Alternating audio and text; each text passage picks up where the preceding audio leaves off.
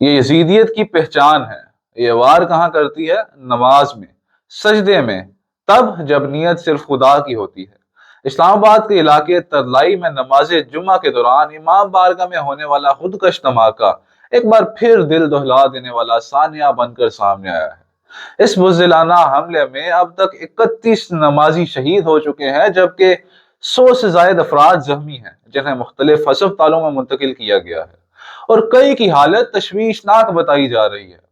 عینی شاہدین کے مطابق حملہ آور نے امام بارگاہ کے گیٹ پر موجود سیکیورٹی گارڈ کو گولی ماری، فائرنگ کرتا ہوا اندر داخل ہوا اور دروازے کے قریب جا کر خود کو دھماکے سے اڑا لیا۔ دھماکے کے وقت نمازی نماز جمعہ ادا کر رہے تھے۔ واقعے کے فوراً بعد سیکیورٹی اداروں نے علاقے کو گھیرے میں لے لیا تاکہ تحقیقات کا آغاز کر دیا جائے، جبکہ ریسکیو ٹیموں نے زخمیوں کو فوری طور پر ہسپتال منتقل کیا۔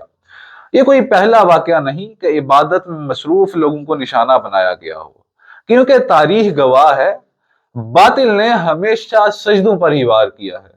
امام حسین علیہ السلام نے جب کربلا میں حق کے لیے جان دی، مگر باطل کے سامنے اپنا سر نہیں جھکایا، اور مولا علی علیہ السلام کو بھی مسجد میں سجدے کی حالت میں شہید کیا گیا۔ مگر سچی بات یہ ہے کہ آج بھی ان کا نام عدل اور حق کی علامت ہے۔ یہ شہداء کسی ایک فرقے کے نہیں بلکہ پوری انسانیت کے شہداء ہیں، جو صرف عبادت کے لیے جمع ہوئے تھے۔ دہشت گرد یہ سمجھتے ہیں کہ دھماکوں سے عقیدہ مٹ جائے گا، مگر وہ یہ بھول جاتے ہیں کہ سجدے میں بہنے والا خون قوموں کو بیدار کر دیتا ہے۔ ہم شہداء کے اہل خانہ سے اظہار تعزیت کرتے ہیں، زخمیوں کی جلد صحت یابی کے لیے دعا گو ہیں، اور امید کرتے ہیں کہ یہ سرزمین ایک دن امن اور اتحاد کی مثال بنے گی۔ بہت شکریہ۔